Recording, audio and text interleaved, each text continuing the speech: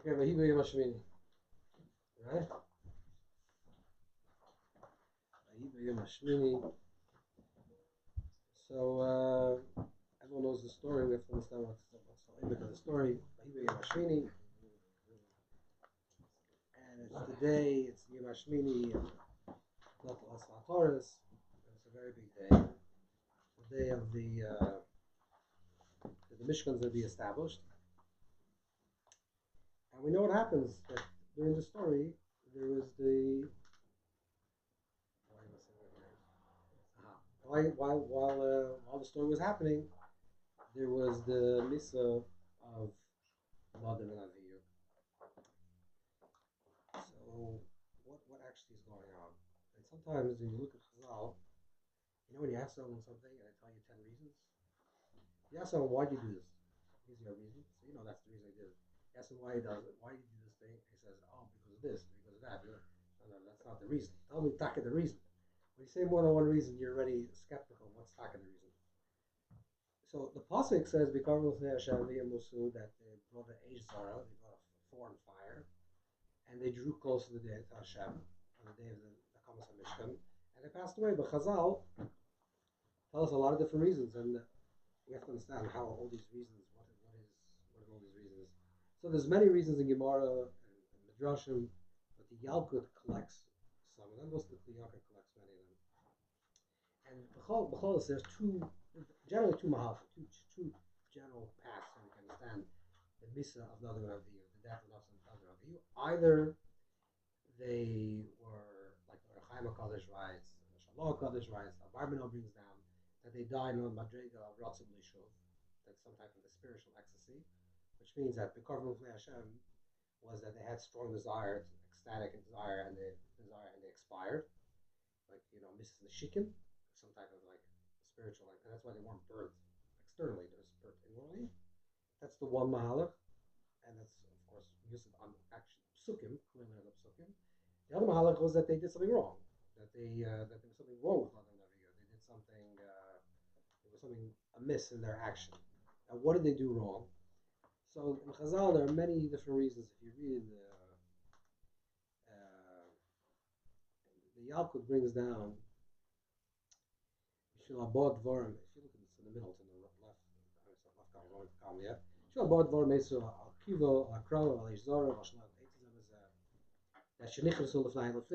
into the base of English. They went into the Kodesh HaKadoshim. They brought a carbon. It's the first page. Shekivu carbon mashaleted stable. It's not the first. First page was not fine. Yes, right. Yeah.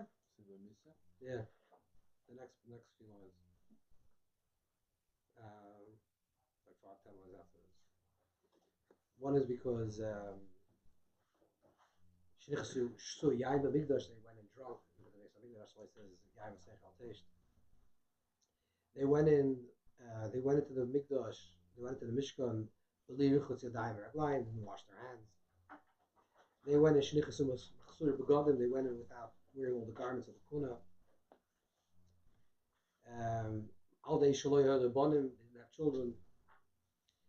That Noshim didn't have wives. You hear these are the reasons that are brought down. They were Moirei Ra. They didn't have children. Yeah, because they didn't have wives, they didn't have children, so they didn't get married. They didn't have children. They were Moirei Ra for the album. The end brings down that they were saying, when is Moshe Haring going to pass away, that they can take over. A lot of different reasons, but what's the oimek of the what's the root of the reason? What's the meta reason? That because of this reason, you have all different reasons of AriZal. So there's a lashon on the next page from the Sifra, which is a very nice lashon. It's not found in the Medrash, but this is a very nice lashon in the Sifra.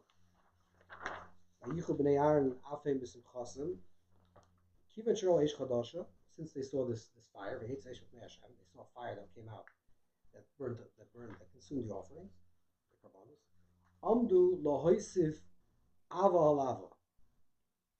They came to add love to love. Lohoisif ava alava. That it was induced because they felt extra love. Aval Lava. It's a very nice lashon. What that means exactly, to understand. There's Aval Lava. There's Ava, like there's the healthy love,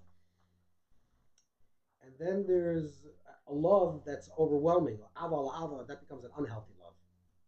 What's unhealthy love? If you really want to think about this, what is actually love? What does it actually mean when you say love? What does love mean?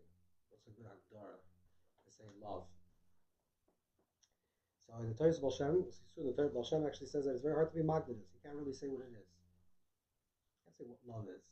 What is love? What is love? You have a definition? What you can think about? Giving.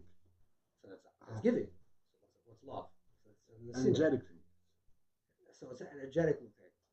What's love? What is the desire to extend yourself Dveikus. beyond yourself? Dveikus is not love. Dveikus is yichud. Love is what is it? What is it? A state of what? Expand yourself. It's a state when you feel Shtavus is love. Like he's spashtus. It is ispashtus. What's ispashtus of? I understand. It's another word. I understand. I'm just telling you to think about it. You think about what love is, and then the real, I don't want to say the problem, the real issue becomes when you think about Avos Hashem. Because all these words, giving, this, what does it mean to give to Hashem? What does it mean Avos Hashem? Now, not to get ahead of ourselves, but when you look at the Rambam, when the Rambam says, when the Rambam talks about Avos Hashem, the beginning of the Torah, he says, what is Avos Hashem? Avos Hashem means, the love of Hashem means, the Saba Taiva Gdoila Leidas Hashem. So, love is not an emotion, it's a desire to know. So, I want to know Hashem. This is how is it misbata? This idea of love is a Misava Taiva Gdoila Leidas Hashem. So it's a yediyah. I want to know. So love is nafshi chamda, das kol rosei dechas. Some type of I desire to know. That's love. So okay, that's very different than we think about love. It's a very abstract idea, not a giving thing, not an emotional thing. Okay, that's we have to understand. What is the place of ava lava? What is ava? What is love? What's wrong with this? And if it is ava and if it is love, and they're doing an act of love and there's an act of giving, so why did they die? Why did they die? Even if they die because of ecstasy and not shuv, but what was wrong? What was wrong with their love that they actually expired? So there's two adrashim we'll learn, and we'll go to that. The first medrash is it's a kind of a strange medrash. You never heard this medrash. I don't think so. Even if you did, you didn't know what it says, because if you read it, it's going to be very funny what the medrash says. Not funny, interesting. What the medrash says is, Shemini, this is the medrash Tanchuma. The medrash says after Shimru Avela Shivas Yamim, Ad Shelo Yagia B'chem. That Moshe Rabbeinu tells Aaron to keep the days of Avelis. And you think normally that the sons of Aaron dies, and then there's the Avelis. That's the way normal is, right? The Avelis comes after Avelis is you mourn, someone passed away. Here the Medrash says something else. Moshe Rabbeinu tells Moshe Rabbeinu to tell Aaron that he should be Shimru Shivas Yimei Avelis. First keep Yimei Avelis, and then actually before it happens, because just like the Abishak came Shama Kadosh Baruch Hu Kaviyachol Shivas Yimei Avelis, Hashem first sat 7 days of Avelis Kaviyachol, Achal Nivas Amabel. Before the Mabel, not after the Mabel. After the Mabel, there was Shivas Yimei Avelis, was days of mourning. But first it was Avelis, and then it was Mabel. What's Pshat? And then he brings out a pasuk, because it brings out a pasuk that it was a Vayatzav Shem, which is the idea of Avelis. But what does it mean that there's Avelis before? That you should mourn before the death of Aaron. So seems like, if we try to understand what it's trying to say, is like it's somehow intrinsic in the idea of Ahiva Yom Shemini, intrinsic within that quality of the Hakamas HaMishkan is the idea of Avelis as well. Now you don't think about that. You think that it happened is that there was Yom Shemini, which is that there was a day of celebration, not the Alfatars, And then there was the death of Nadav and Avihu, and because of that, there was a dinner Avihu. Okay, Aaron didn't have to keep the real dinner Avihu, so he didn't have to consider, etc. But the concept of Avihu happened afterwards. Here, the Medrash is saying, it's almost the opposite. That first comes Avihu, and then comes the joy. What does that mean? And what is it? How is it tied to the Mabul, in particular? If you want to really get more connected, what is connected to the Mabul? That the Mabul, there was first 7 days of Avelus, and then there was the Mabul. Then the next Medrash. What does it mean actually? Actually, before it happens to you. So when did you say this passage? Before. The Yom Shemini is the 8th day, which means for 7 days they were keeping Avelus. Then by Yom Shemini is Hukum HaMishkan. Then Nadav Avihu passed away. So Shimu, that you should keep 7 days, means keep 7 days before the Hakamas HaMishkan, which is the Yemei Avelus. Why are you keeping Avelus before Yom Shemini? What does that actually mean? Why are you keeping Avelus? What does the Avelus have to do with this? And the proof is that Hashem keeps Avelus. Before the Mabul, Hashem keeps the Avelus. So what? So Hashem keeps Avelus. What does it mean actually keep? What does it mean to keep Avelus before the event? What's the connection between the Hakamas HaMishkan and the Mabul? That's what I'm saying. What's our connection between the Hakamas HaMishkan and the Mabul? So there's some type of oimik over here that's saying that there's some type of process or event that happens, which is the Hakamas HaMishkan, which demands these two things. It demands simcha and it demands avelus. I don't understand why, but it demands these two qualities. Is this avelus tied to the death of Nadav Avihu? Which eventually they're going to know, yes. But if they wouldn't have, that's what. But that just actually before it even happened, like the preemptive avelus before the death. Because they had to die. That was the nevuah. Before You could be. But I'm just saying, well, why is the avelus before? Is it connected in any way to like the Mishkan being broken down and being put back up? Is there a kasher? It could be. The Mishkan is a binyan of the Oilimus.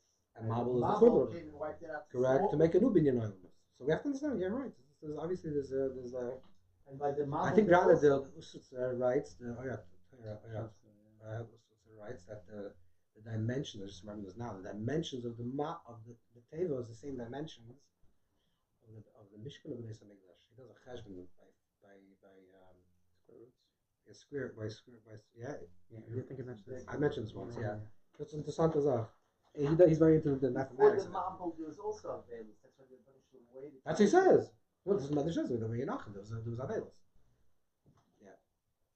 Then there's another Medrash that says, which is so that's the Hakamas HaMishkan. Then the first Beis Hamikdash, the same thing as the Hakamas HaShek, the first Beis Hamikdash. Kol is a Sheva Shom Shabon Shlomim Loshas V'Yayin.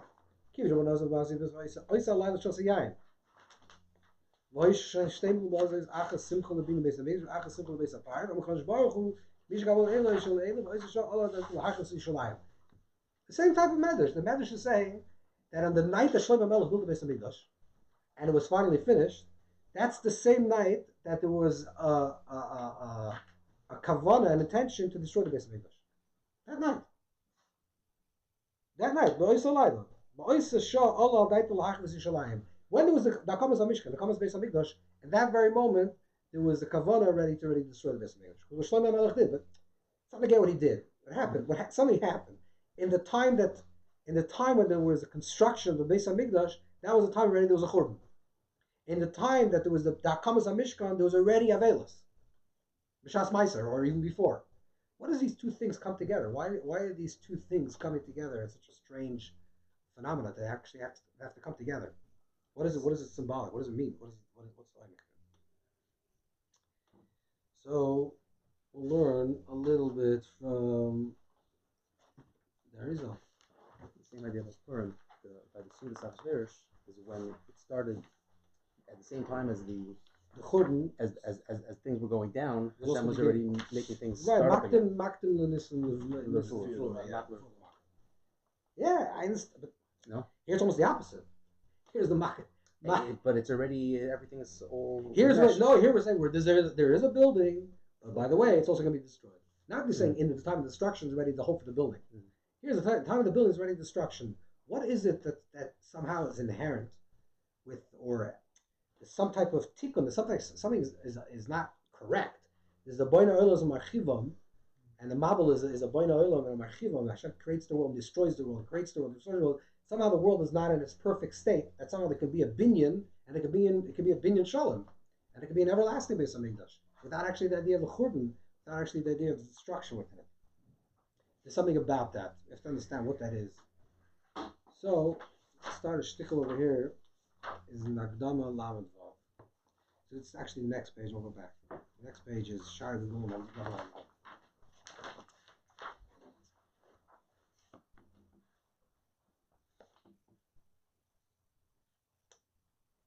So he says like this. See over there in the 4 months in the top.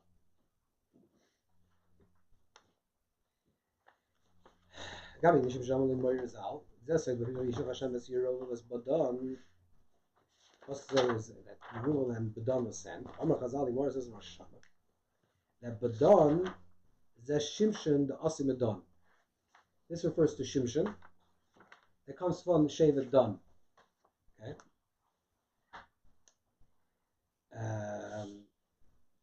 Shimshon is also actually a Shayfet. A Shayfet is someone that's done, someone that has that's Shayfet, right? Someone that creates din. Din and don, yet is the same shayrish, right? If you remember, the Gemara in the beginning of Psachim, it talks about that a person should talk with Lashon Nikiya. So the Gemara says if someone comes along, and says don, you're done. Someone comes to say that a person should be done is this is a riot that is Shevet Don Kasina. Then he comes to Shevet Don, which means that don is connected with the idea of din. Don is judgment. Yeah, judgment. So Shimshon comes from don. Chazal say that Shimshon, when it says Badon, is Shimshon. Ve'inu ki Shimshon hu Gilgal Nadav ben Aaron HaKohen. That Shimshon is a Gilgal of Nadav, the son of Aaron HaKohen. And you can Badon shu oisis Nadav behepach. Therefore, it's called din, Badon, because that's the word Nadav in the opposite word. So if you spell Nadav backwards, you have Badon. So Shimshon comes with Badon is Nadav. What's the opposite of Nadav? The opposite of Badon, which is the idea of judgment of din. The opposite of din is Nadav. The Nadav, like to give, right? To give. So even Avihu, as Oisis Ahav, Yutke. So Av, to give. So it's also a doing of Chesed. So Bas Nadiv, the Gemara says, yeah, Bas Nadiv, that bitter that Avraham Avinu had a daughter, because it's Bas Nadiv, right? Gemara Chagig in the beginning. So Bas Nadiv, Nadav means to give. It's a quality. So the opposite of that is din. Fisha Nadav makes Isha. We just learned in the Alkut, right? He didn't want to take a wife. They didn't want to take a wife, but he was talking about particularly Nadav. There's no B'nai Yisrael Agunalai because like the Medrash says over there that my uncle is a king, my father is a Kohen Gadol, my brothers are the top people. Who's going to marry us? No one can marry us. L'chein nenash Shimshon. Therefore, there was an oynish for Shimshon. V'yosi toichel beis asur im neshei plishtim asuris. That he was nenash, that he had to be in jail with the neshei plishtim. Plishtim is also from Lashon Mavim Mefulash, which also means the idea of expansiveness, open, chesed, yeah. He would like to grind, like he was doing work in there with the women of Plishtim. This was a oynish for Shimshon because none of them get married. It also says that the nichnas shtul yain, right? That's one of the midrashim. That's why yain misneicher al tesht. That they went in shtul yain, they went in drunk. Therefore, there was a tikun for that, for Shimshon, that he had to be a nazir mebeten. That's it, right? So the nazir, refrain from wine by Shimshon is a little different than a regular nazir. It's not amish nazir. The Gemara is down if he's considered a real nazir because really his parents were named nazir. He was already born. He was born already in others. But somehow the refraining from wine is because they were drunk. So there's a nenash and a tikun. There's two things over here, right? The nenash means that he has to be in a position that he is with the Neshei Plishtim because they weren't married. Obviously, the tikun for that is to refrain himself from the Neshei Plishtim, right? And that's the way he will be metakin. And the second thing is the Tikun for Shasur Yain is that they're Nazir. This is the Lashon of the Ari. No, this is the Lashon of Chaim Vital, quoting the AriZal and Shar Gigulim. But if you look at the page before, which is from the Likutei Nevi'im, the Lashon is a little bit different. I don't know if it's so negay, but I think it's a little bit negay. Hine kvar lidchar ki Shimshon hu soid Gilgal Nadav Avihu, which God the Zohar already says that Shimshon is that the Nadav Avihu was Galgal and Pinchas, and then Nelio. But this is another mahal, a little different mahal. Ki Shimshon hu soid Gilgal Nadav Avihu, shaboy akasav Yishlach has done the Shimshon the same possible voices, who behave voices Nadav. Hine masha pagnu Nadav Avihu Tikun hu. That automatically there was a Tikun. Not there was a nadash. They didn't want to get married to Isha and Yisrael. Here the Ari says that actually he had to marry one of the Plishtim more, which he did, right? That somehow there was no tikkun here. Means like he was forced. That what is that? No, the ticket for them should have been that he should have married Bas Yisrael. That's what I say. Right. So it seems no tikkun. But saying Arab, he was not metaken. No, but he's making it sound like he had to be dafka going there. I understand. It's a little shver, the oasis. That's what the oasis are very shver.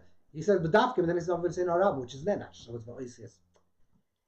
Or else you say that she was misgaya, which is what the Rambam writes in the Surabia, that the Neshei Shloimeh and the Neshei Shimshon were misgaya, and the Rambam says there like it's a quasi.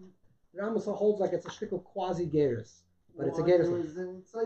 There's a tikkun, exactly. It's much deeper. Correct. And there was a tikkun. Yeah, there was a tikkun.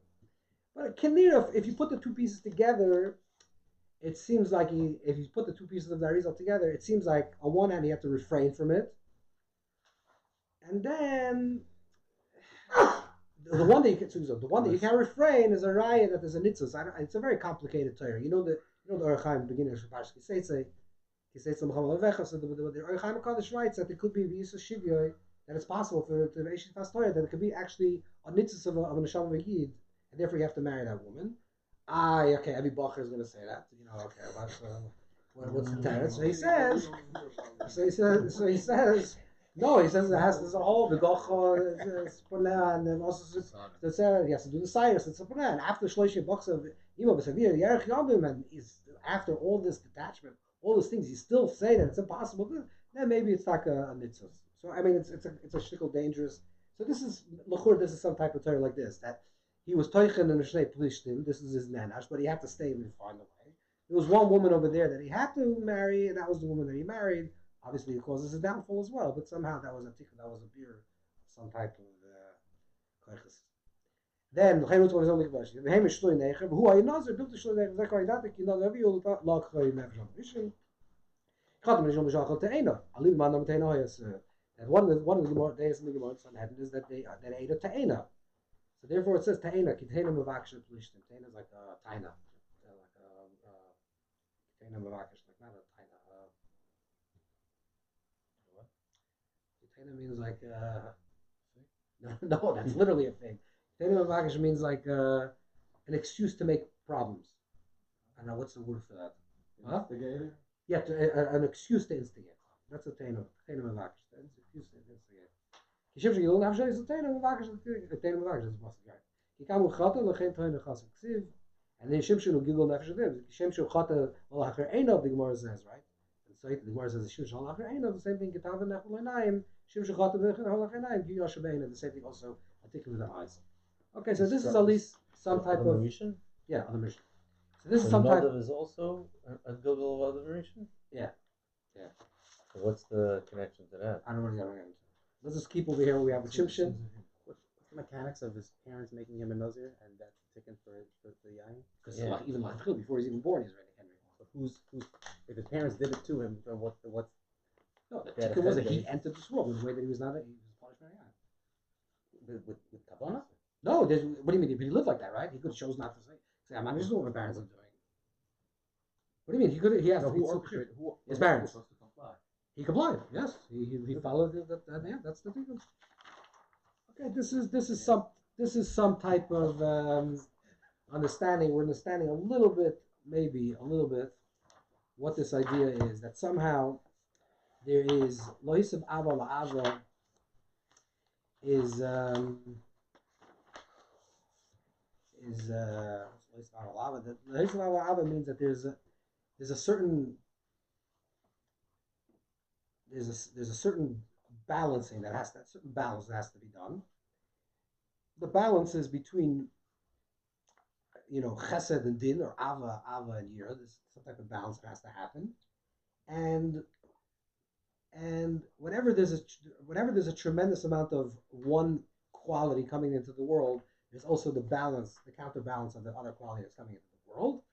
And if we're properly have the proper kalim to receive these things, we'll receive everything in its proper balance. Otherwise, it will tip. That lois of ava al ava will cause actually the opposite. Will cause din. Or if you have too much din, will cause too much on the other side. So there's like this cosmic or whatever, this type of revealing of the world that's in its perfected state, and its perfected state will be the bais shlishi, which is like the chesed and the rachman. The chesed and the gvur, that will be the mitzvah rachman, which will mean the container being in a correct balance. And up until this point, whenever there was a revealing of a certain type, Hashem was showing us love, which is that's the idea of the Beis Hamikdash or the Mishkan. There was an arousal of love, also mitzvah l'bal lahedi. There's also a type of arousal of love, lois of ava al ava. But when there's lois of ava al ava and it's not balanced, it causes the opposite of that. It causes imbalance. It causes destruction. And somehow this is inherent in the quality of something that's being revealed when there's not the proper vessels to receive that. So whenever you're going to have one, you're going to have its a counterbalance, and if it's not received in the correct way, it's going to be, it's going to move in a different direction. Some of the avelos and the joy and the avelos are going to come simultaneously. We have to discuss a little bit more, but this is some idea. Separate? What? You're saying it's preferable that we subdivide them if they're separate? No, that we receive, even if we're receiving ava, if we receive it with enough din, with enough restraint, then we'll receive it in a proper way. But if we receive love and we only feel love and we don't feel the other opposite of that, there's ava without any other thing, then it'll cause din. If you're receiving din and you don't have the ava, you'll just because too much din and it'll flow that way. So that's what I'm saying. In other words, if you don't have the right vessels to receive what's being given, you're just gonna feel only that raw emotion that's being revealed without its counterbalance. And without a counterbalance, it's going to tip in the wrong direction. Okay. So let's say another definition, if you could give a very simple definition, okay, because you said about ispashtus. It's a good way of, it's a good lashon for ava. It's like this. I would say it like this. This is the idea. That ava, that love, what is love? Love is the holding of another person's space. That's what it is. What? No, that feeling is a feeling. Feeling is the feeling. You can say, I feel like. Yeah, I feel like. Guy says, I love ice cream. So what is? I'm talking about what the oimik of what that feeling is. I say a person had love towards somebody. What does that actually mean? What's the hagdara? How do you tolerance? That's not tolerance. It's not tolerance. You're holding the space for the other person to be. Who says this? I'm saying. Oh. No, it's fine. I was trying. Okay, so I got it right. Exactly. I got it right. Yeah, fine. It's okay. I'm just saying. Well, if you have to be magder, what's the agdara? So the Rambam's agdara is l'savas taiva leitis Hashem. It's a taiva to know Hashem.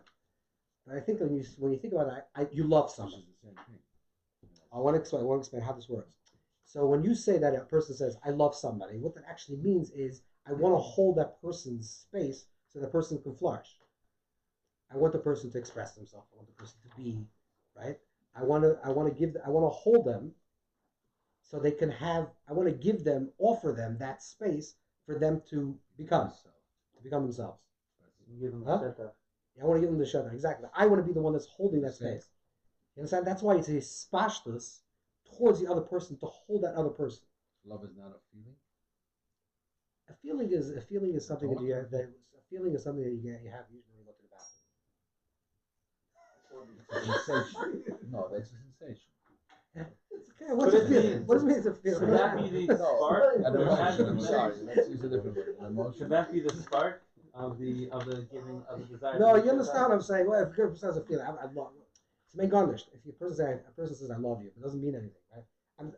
If it doesn't, if you're not giving something, if there's no deceit, there's no giving of something, then it means nothing. Hey, I love you. So what does it mean?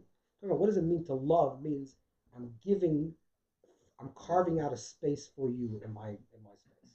I'm holding that space for you. Is it coming out clear? I don't know if it's coming out so clear, but if you understand what I'm trying to say. But I think it's also the other way around. If somebody's holding space for you, That's it not also arouses love. Oh, that's what I was going to say. That actually arouses. That is ba'omek yira. You understand? What is yira? Yeah, in the high definition, it's You called have to experience someone else's space in your space. the allowance of the other person holding that space for me. What in your when you're in person? You're taking up space. No, the country. In Ava, I'm giving. It's for me affording. outward, and in Yira, I'm receiving. So one person's Ava is reciprocated by the other person's Yira. You know when you give somebody and you're holding them very well, and that's why the person has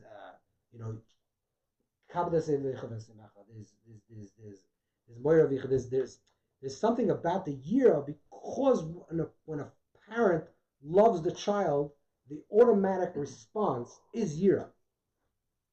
You're following? Now, it doesn't mean they don't love the parent. The child doesn't love the parent. I'm not saying the child doesn't love the parent, but it's a different type. It's more love we're just talking about. A feeling of connection, and we share a commonality, and I care about you. But actually, caring about you is carving out space. That's exactly what it is. If a child cares about his parents, it means I want to hold that space for you. I want you to come home so you can feel comfortable. I want you to be happy. I want you to be right.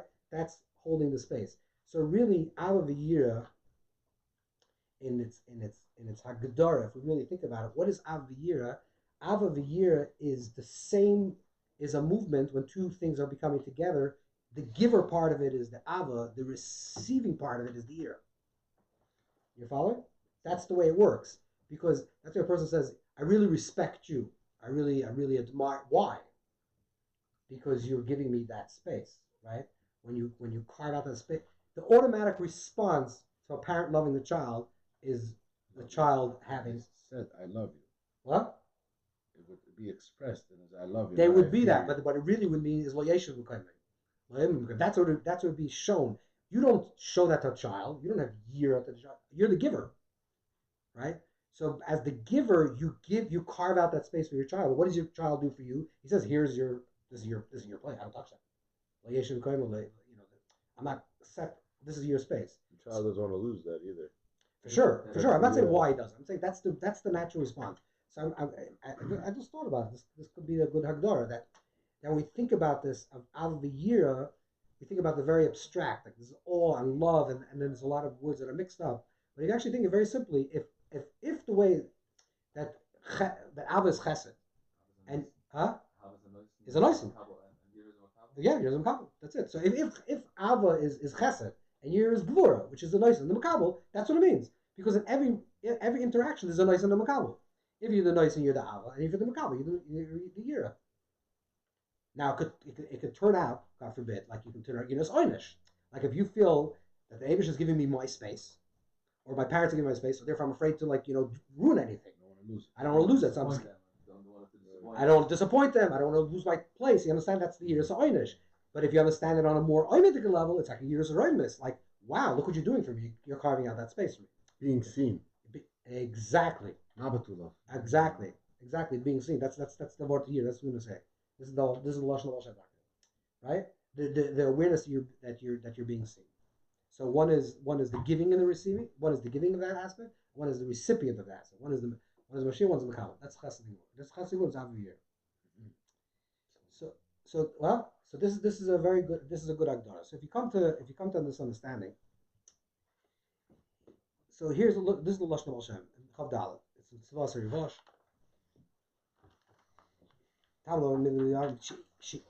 You need Avihu. You need these two emotions. We'll get back to another one to understand this, but we need these two emotions, or these two sensations, or these two ideas. Okay, it's fine.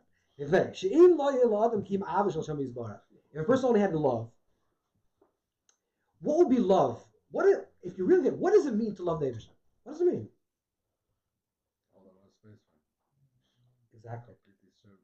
Exactly. This is actually, if you look in Alter Rebbe writes in Tanya, he brings up Lashon HaZohar, it's like that a child wants to please the parent. This is something like in this relationship with the Eivusha, where it says, I want Shem Shemayim Esav B'Picha. That's Avos Hashem. What does it mean? I want to be a conduit to hold the space of HaKadosh Baruch Hu in this world. That's the way it's mizbata my love. So this, when we talk about the love for HaKadosh Baruch Hu, we're not talking about a love of an abstraction. I love Hashem. What does it mean? I got it. You can say all these words, but what does it actually mean? What does it mean to love the Eivusha? What does it actually mean to love? It means that I am giving the kaviyachol, a space that Hashem could express in this world.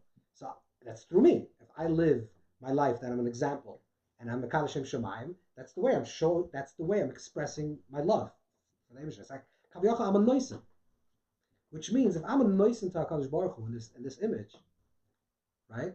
It's somehow I feel very close, therefore, because I am the one that's giving, right? I'm the one that's loving Hashem. I'm not saying Hashem loves me is the other direction.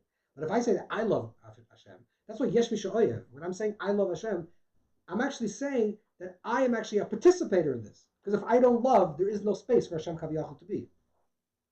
Right? So before there's an Adam that can call the Eivusha Adam, there is no Adam. And before there's for Hashem to be expressed as love, I need to give that space for the Kaviyachol. So therefore, it's intimate. I have a very close relationship, and I feel very attached, very close. Is that why the Mishnah is called the Ratzit Bahava? It's almost like a ritzpah, is like a floor. It's like a floor. Okay, yeah. It's a place with love. Yeah.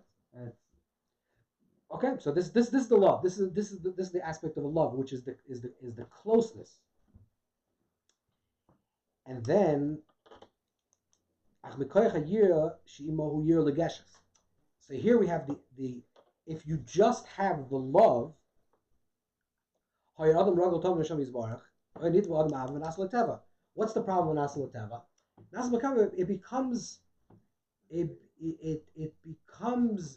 cheap. It becomes Second nature. Yeah, but second nature is what it becomes. Because of that, there's no reverence. You don't really revere your children. I'm not saying you shouldn't, but generally you don't, especially when they're little kids, you don't revere them. You love them. But when they start becoming something, right, when they're finally being expressed, it's not the emotion that you're supposed to have to them is not just love anymore, right? I just love you. Okay, your kid said, okay, Genuksha, I know you love me. I want you to respect me, right? I want you to notice me, right? I want you to notice that you can receive from me, so to speak. Like not just I'm just the giver. You're the recipient, right? That's the yira, right? That's the yira. So we need the ava, but we also need the yira, because if you're just doing the ava, then it becomes familiar and it's leaving no space. When Chazal, if you tie all these things together, you say what was the problem with Nadav or Avihu or Nadav particularly? This tremendous amount of love of ava. It was an Yosef Ava love also. He just wanted to give love, and the way he expressed love to HaKadosh Baruch Hu. We're not going to go with the Or Chaim and the Shalach Kodesh's Mahalach, which is like it's a Ratzah B'li Shuv, because that's very abstract. It's not an ecstasy. It means that they only want to do. One of the things that says that they were Moyer Hira L'fnei Rabban, that they paskin Allah L'fnei Rabban. What was the Hira? That even though Eisher and Mishamayim mitzvah love them in Hadjit, even though the fire comes down from heaven, you also have to bring fire. So they brought their own fire. So what was that idea? They're saying we need to do more, right? And we can't we want our life to be avasa, the moisav aval ava, to make sure that we're totally conduits for Hashem's presence to be real in this world with no restriction, no din. no separation.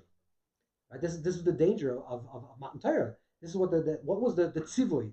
All the Chassidus just what I'm saying. What was the first tzivui that Kadosh Baruch Hu told the Yidden and Klal Yisrael? The most important tzivui is stand back, don't go on the mountain. And then Moshe and Hashem comes to Moshe Rabbeinu the second time. It says, tell the people that they can't go on the mountain. Moshe says, that you already said they're not going to go on the mountain. Moshe says, no, go tell them again. He does tell. Why? Because when you have this rush of love, it's just overwhelming. There's no restriction. Therefore, you need the ava and the yira. So this is the balance of these two emotions. Does that also mean potentially that they Moisef Ava al Ava was that they wanted to carve out a place within themselves for HaKadosh Baruch Hu, but they did not want to allow Hashem to carve out a place within Him for them.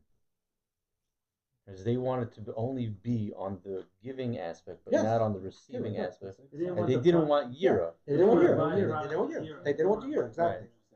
They didn't want the Yira, exactly. They didn't want the Yira. Correct, it brings contempt. Exactly. What was that? They're not accepting love. That's Amos. That's Amos. That's Amos. What? That's Amos. Someone that's lacking Yira is someone that doesn't receive love. It's not a recipient of love. Yes. That's all you make the good word. It's true. It's very true. And they didn't want to receive love from HaKadosh Baruch Hu. Yeah. They didn't want to receive, exactly. They want to be the givers of love. Because you never machmir. Exactly. You never makabel? You never want to makabel. If you're uncomfortable being makabel, you're uncomfortable with you. Is it fair to say it's like you lose yourself? So the refuge is going to give that person Yes. love in a way that they would want to receive it? But you don't want to It's receive not a it. relationship anymore. It's not a relationship. It's a loss. It's not love. Correct. And it's overwhelmed. Learn to receive. It overwhelms. I don't overwhelm. Because when you can't receive, Gimel Shemini. Okay, this is mamash. The receiving is not necessarily becoming reliant, right? We'll talk about soon what that means. Okay. What that means to receive. What that means a year. What's a year? What's a higher level year? But the year is that posture of I'm not the controller. There's something higher. This is a word that it's totally. I put it in there, but I don't. It's a whole other issue. Right? I thought maybe we could talk about this. It's a more like a short little teaching of Baal Shem. You can think very very deeply about this. The problems are l'stakel lekan lekan lahadik machshavta yisbarach mechunas gufni shum neskam hadas neshama. Sometimes you have to look this way and that way in order to break your chumis of the guf. There's something called EMDR. You familiar with this thing? Yeah, this corner. I don't want to get into it because it's a whole sugi shlema, but basically, it seems like the Baal Shem is saying something like this: that somehow the rapid eye movement can actually calm you, can bring up memory, can allow you to heal, can flush out a lot of different problems that you're dealing with. And today they know this, that if you actually move your eyes very quickly in different directions, that's why Mekabulim roll their eyes. I was looking all over for what he said. this is the Lord. Yeah. That's why Mekabulim roll their eyes. Yeah. So, No, they go Some- side to side. no, side to side. You have to be very quickly, very side to side. Okay, this I told you it's a whole other sugi exactly how this works and everything, but just for which means that there's a chumis, there's a goof, and there's something, there's trauma and all these memories and things that are attached to things. And you have to get rid of it. The rapid eye movement lets you go, lets the trauma go. Yeah, it works. Yeah, it works. It's a whole system, but this is the Nikudah. The Nikudah is very strong relaxation. Huh? This is what Shem said. I don't know. He said the state. What do you mean? Is it to be related back to this topic, where it's like No. There's not a natural lesson. No, I just want to say it's Parsha Shemini. It's this week's Parsha, so I figured we're going to different Parshas. In this Parsha Shemini, yeah, you can talk about the Chumis, Av, Year, Avad. You can go through this whole thing, but next tickle is like this. What's the next? I think we should do these types. We should do those types of shtickles for next year. Wow. I think for next year's shtickle, we should. Okay. Okay. Says the Baal Shem.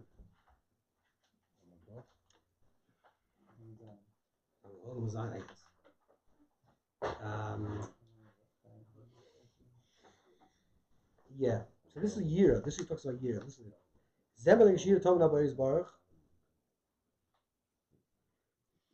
This is what year is. Yachshiv shaboy yizbarach shmoy mistakel gam ken olah k'moy echad mistakel olah. That what is yira? Yira means, like you said before, which is very good. Yira means the awareness of being seen. So you're the recipient. You're looking at a person To be seen. No, just like when you look at a person, right? You see somebody, you actually physically see it. So there's Shem Shabbat Liris Kapal Derois. That is an idea of what is Yiras Hashem. Yiras Hashem means being aware that you're being seen. Exactly. That's exactly what it's Tanya. This is the mark that the awareness of being seen is that someone's carving out space for me. Exactly. This is the way the Alter writes. Is that the Alter that's Madrigas a year. That's Madrigas Abba. That Hashem is the infinite carves out of space. Mamish me interested in me. That's the year. So the Baal Shem is saying that what is the Madrigas a year? Madrigas a year is to recognize. Realize how loved you are. Exactly. That you're being seen. That you're being seen. That you're being seen. It's the same thing. Well, as Aaron does his correct. Okay. Another than Avihu, we're parallel to that. We're gonna see soon. All right, next page. There's a sticker from the base of Aaron over here. Again, this is a shtickle Torah that I don't mamish want to get into, but I'll tell you very quickly. It's because it's interessant to myself. There's two stories of this. There's one story. The story is like this. One story is about the story of Melech Elazar. Remember Melech? Today's We weiß nicht, but now we weiß. No, the mice is like this. That Melech is like this. That he had a big chuck to see Baal Shem, never saw Baal Shem. And he had a big desire. And one day he was sitting, and he was avoidant, and someone came into his room. I think the mice is a interesting story. So he said the Baal Shem is on the mountain now, outside. He came outside. Obviously, this is all in his head. Comes outside and he sees on the mountain there's a fire, a flame fire, and the tzura of Baal Shem is on the fire. And he's mistakel on this tzura, this flame fire, and all of a sudden the flame fire bursts into trillions of little nitzutzim, little sparks, and they like fall apart. The whole Baal Shem like this implodes, and then he notices that every single tiny little nitzutz is an image of the entire Baal Shem. This is one mice. Second mice is that this is brought down in the base iron, but he doesn't bring down the full story. That the Baal Shem once came to Reb Tzvi in a dream, and Reb Tzvi asked him, how do you serve the Eibishter? That's a so he saw the Baal Shem stood him on top of this big mountain. He threw himself onto the valley. When the spark of the Pirurim, that he again broke out the many Pirurim.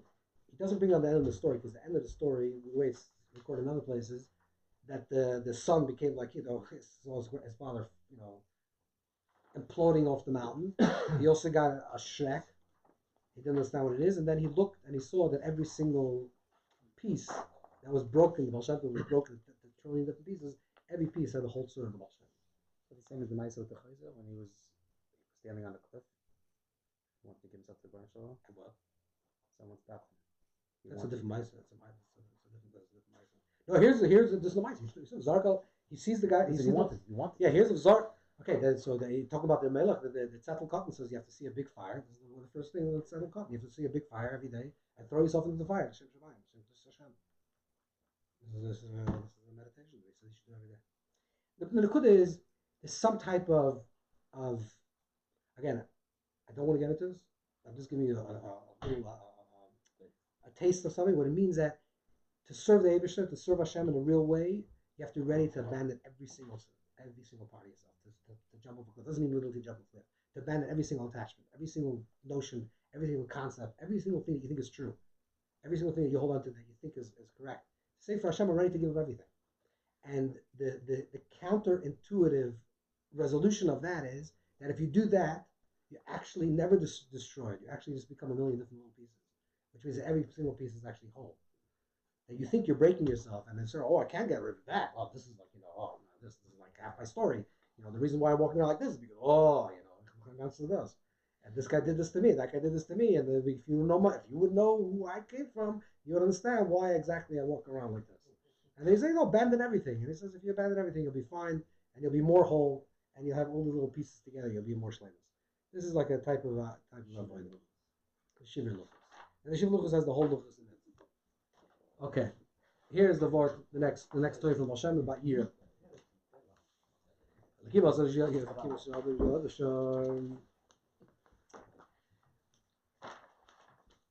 Yeah. The Gemara says that the reason why there's thunder in the world is to straighten out the crookedness of the heart. Hashem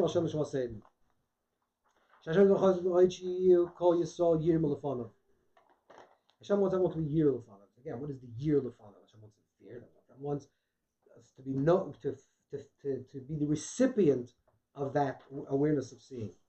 Someone has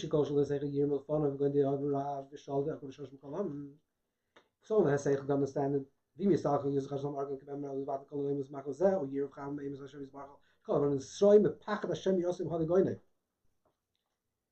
That the person is in a state of tremble, which means it is so unbelievably big, the story, that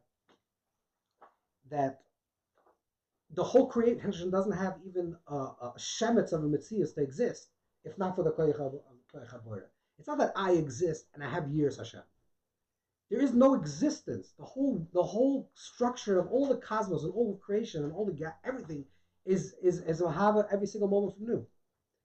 So, which means I recognize that I'm actually not only an ephes in this structure. Without that seeing of me existing, I don't exist at all. I'm nothing. Not even I'm nothing. Like I'm nothing. I'm no thing.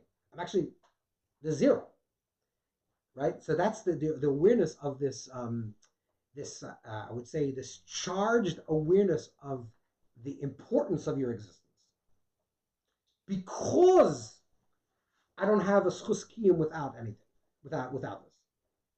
In other words, because if I think that I exist because I exist, right? You know, let's say a person is like very impressed with somebody and very enamored with this other person, right? So you feel like in their presence, you feel like I really exist. I'm an intelligent person, I exist. But in their presence, I feel a little humbled because there's so much more, and they're also kind. They're giving me, right? That's why I feel that connection. So I feel awe in their presence.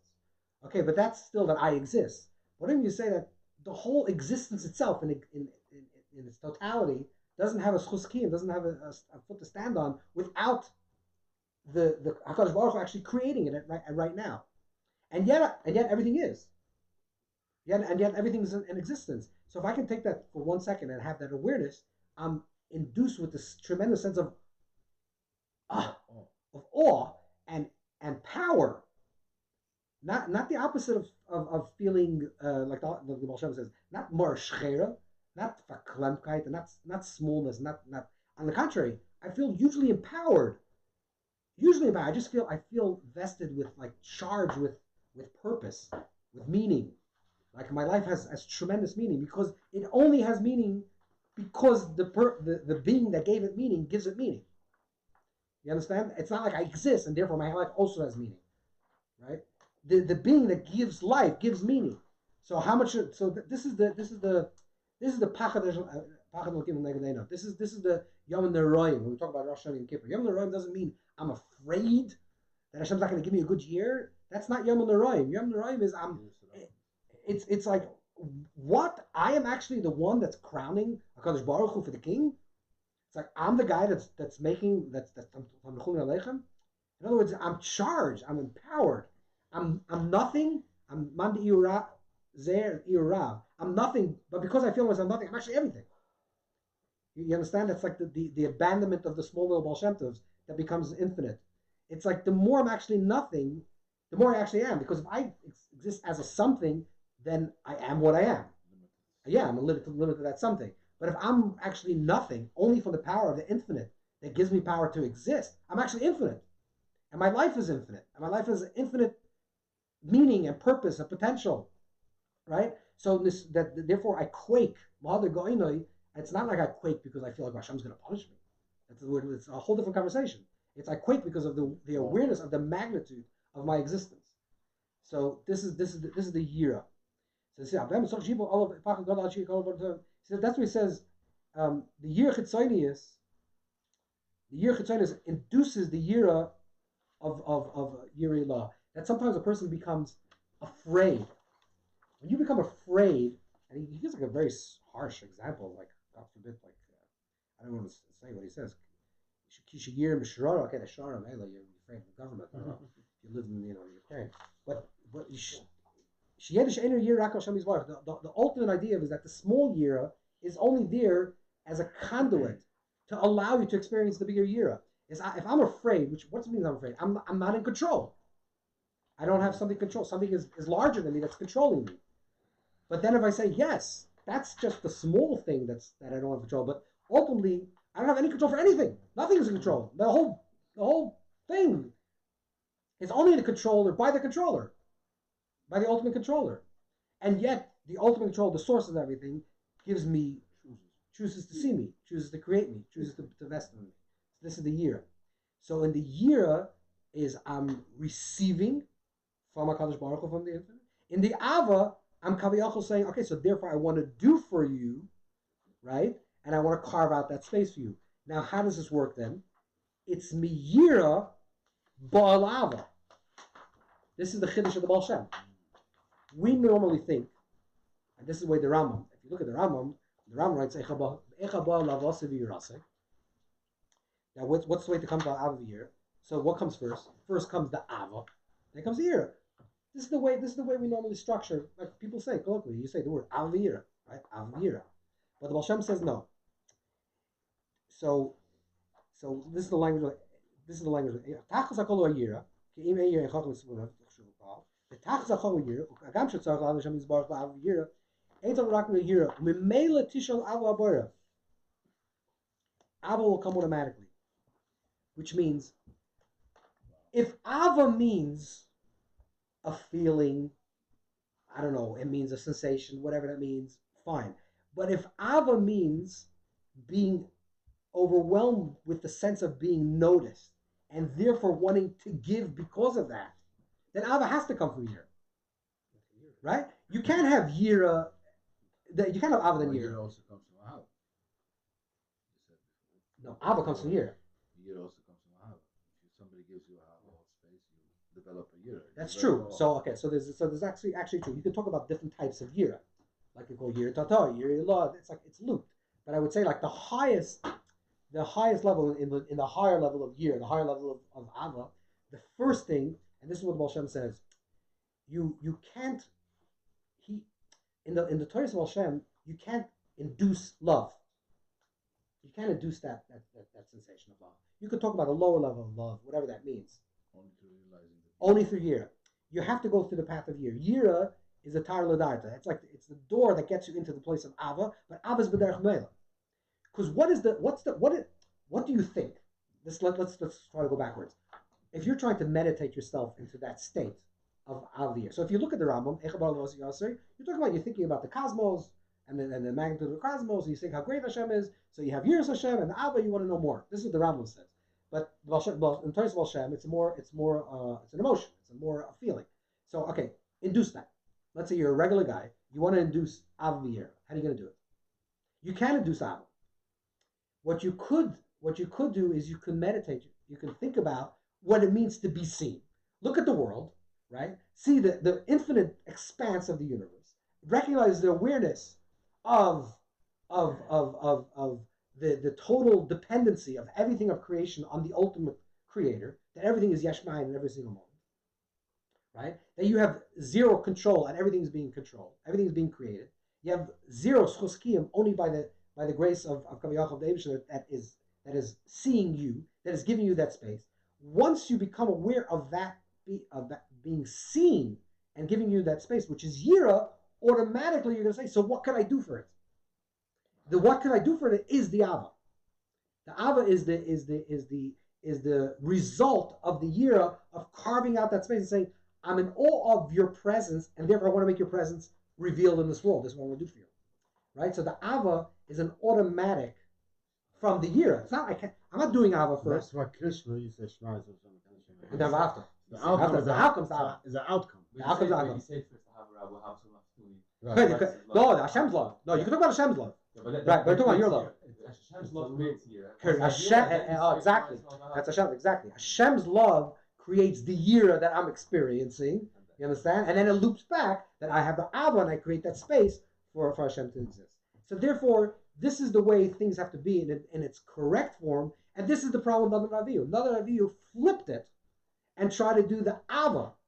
They were trying to say, I'm going to carve out for the space. Therefore, I'm not going to experience the Yira first, and therefore there's not a place of the correct Ava.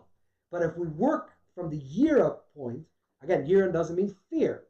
Yira means the awe of the magnitude of the infinity, of the infinite Koyach Ein Sofius that's observing me and giving me power to be. Therefore I want to be, and I want to express, and I want to emote. What's the emote? The emote is the Ava. So the Ava is an automatic. This is what the Baal Shem is saying. That the Ava is an automatic reaction, result of the higher level of Yira, and this is the way a person has to be Oived Hashem. To think about the Yira, to say, I'm ready to jump off the roof, I'm ready to let go of everything, and then I'm ready to, because I am nothing without that source, and I recognize that I'm being seen, and my life is Hashem Nitzav Olav, and I'm being seen, and I feel empowered, and therefore I want to do my little part in this process, and that's the Ava aspect. And how that slowly emerges from its natural state. This is what Hashem is saying. This is the more we can tell. Ruti V'Shir is slightly different. Yes, it's slightly different. This is it's automatic. This is what Hashem is saying. You can meditate on Yira, you can't meditate on Ava by definition. By definition, you can't meditate on Abba because you're the giver. You can't give to HaKadosh Baruch. How do you start? There's no start. It's a non-starter. It's almost like a child, a 3-year-old, is giving you love. Right? No, you're giving love to the child. The 3-year-old can't give you love yet. Until they become, that's our relationship in a culture game. It's like 1,000 times more. In our relationship to HaKadosh Baruch Hu, we are like the baby, and HaKadosh Baruch Hu is like the adult, but 1,000 times more. The baby doesn't give the love. The baby receives the love. Right? In the receiving of love is the Yira. And then the child grows up, and because the child understood its relationship and was seen throughout their younger years, therefore at some point the Ava just flows naturally. It says, okay, Dad, I want to take care of you. I want to make space for you.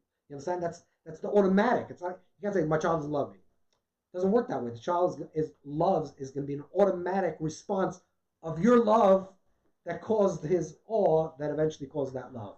Which is therefore because I first have to just recognize that there's that space. Correct. Yeah, correct. You can say that. Yeah. Yes, exactly. Yes. So Yir Shemayim is the thing. Once you have that, exactly. All I have to do is recognize. Once I recognize there's that space. That's right. Once you recognize, then everything comes. Then then the Ava comes, then the mitzvahs come. It just flows. It just flows. Correct. That's the start. You realize that it's not going to take Shema. Right. When you have the year, right. Turns it back around. You can never get the. It's true. You can never get the foundation is the parent's love, right, which is recipient by the child as Yira, which eventually creates the possibility of love. That's why a child that's loved can love, right? Going through the process of years. Sometimes the child complains he doesn't feel love. It means he's not ready to accept. He's not ready to have year. Right. Yes, if you true. You don't have love for your parents. It could be. No, I'm saying if you do have. Let's say you do have. Possible. Yeah, it's right. One person, if you go on there, a year apart, maybe then you'll see the love. You know what? Yeah, if you understand what they're trying to create for you and in their best possible way, in their capacity, what they tried. Not in parents, with their Kalim. You say my parents didn't give me. Okay, but the parents that came, they in their mind they were giving you the best possible life that they could give. So then you receive that, then you can respect it. You can have awe from them and be gratitude towards them, bittul towards them, right? And then you can have love. And then love. Unfortunately, people, even if they got whatever the best their parents can give them, don't grow up thinking that they. Unfortunately, so that's what year you have to think about. That's what he's saying. The only thing you can do in life is to think about the year. Exactly. Forget about the love. Think about the year. You understand? Because if you think about the love, you're not going to get you can't get the love. You can get the year is the space that you receive the love. That's that was created. Our responsibility is to give the love. and to Yes. receive it. Our responsibility is to give love and to accept love of Yira, which is from our parents, or from our Kadosh Baruch Hu. And the year will open up to the Ava. The year will open up to the Ava. So in a certain way, like the parents who are feeling like their kids don't have respect for them, if only they were to continue to give more love, that would allow them to. Yes, if they give them true love, the kids will respect them. If they really carved out their space, Which for the means child, to not be selfish, in Unconditional. essence, because that's the meaning of a yes, Kadosh Baruch yes, Hu. that's sure, of course. If you give, you That's carve out, carving out a space. Give them space to be. to be Exactly. exactly. If you give them Right. space to be, the kids are gonna love you automatically. They're gonna have the year, and that's why there's talking no mitzvah in the Torah that the parents, children should love their parents. There's no mitzvah in the Torah, children should love their parents. The mitzvah only is year, cover the year. There's no mitzvah Just to to love. receive the love. Exactly. There's no mitzvah to give your parent. Wow. There's a mitzvah for the parent to give love. You don't need a mitzvah. You don't even need a mitzvah. It's obvious. That this is natural, hopefully. But there's no mitzvah for a child to love a parent. That's dumb. That's everything. Tibi. Yeah, what's the problem? What's It's time to have in the Shire Tibi. No, but okay, that's about come on. So you carve the other It's person. I'm giving talking about someone the space. Torah. How much It do you means love giving yourself? someone space. How much do you love yourself? That's why it's a The chapter. Kamoicha. Exactly. How much is the Kamoicha? He has a Gaval. He has in spades. What's the